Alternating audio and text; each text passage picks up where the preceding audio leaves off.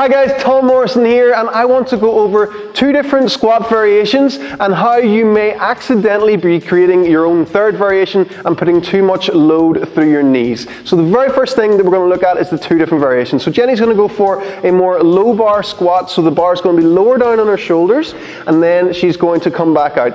Then she's going to try and keep the knees almost where they are, and she sends the hips back as she does this. So it's more loading the hips, loading the hamstrings, and a wider stance. So this is a low bar squat, and she's just trying to break parallel here with this squat, okay? So this variation you'll probably be able to lift the most weight with, and it's very important that you stay strong in this position because you are having a bit of a forward lean, but because of the bar being lower down the body, the weight's still going through in all the right places where it's supposed to be. If Jenny was to do a squat like this with it higher up on her neck, that would cause her to be pulled forward and really badly be pulled out of position, so we wouldn't want that. So that's a low bar variation, and I really do recommend getting a good proper powerlifting coach if you want to learn that style of squatting.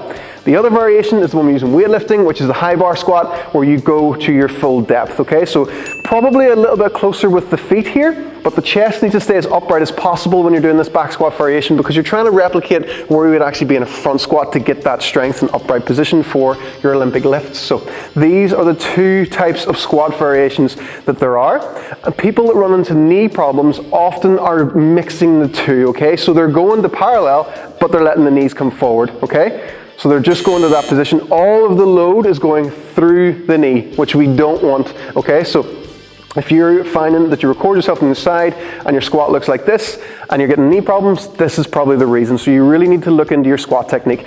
If you're limited altogether and you can't get down into a deep squat, you need to work on your mobility. Simplistic Mobility Method is the best thing to be doing that with. But if you're finding that your mobility is okay, you're able to sit into a deep squat like that with no limitations, then it could be your technique. So definitely look into that. Always assess your technique. Every 6 months or so, look into your squat technique, your deadlift technique, reassess things and see is there any little changes that you could make that would suit you better for the way that you're personally built. So give those 2 things a look and see if your squat is right for you.